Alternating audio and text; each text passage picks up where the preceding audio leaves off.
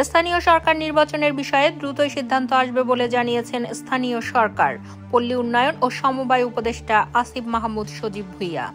মঙ্গলবার রাজধানীর ওসমানী স্মৃতি মিলনায়তনের ডিসি সম্মেলনের তৃতীয় ও শেষ দিনের ষষ্ঠ অধিবেশন শেষে সাংবাদিকদের এ তথ্য জানান তিনি।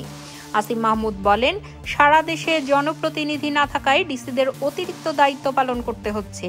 অতিরিক্ত চাপ থেকে মুক্তি পেতে তারাও দ্রুততম সময়ের মধ্যে স্থানীয় সরকার নির্বাচন চাচ্ছেন। তিনি বলেন, আজকে যারা বিভাগীয় কমিশনার এসেছেন তারা কোনো না কোনো সিটি কর্পোরেশনের দায়িত্বে রয়েছেন।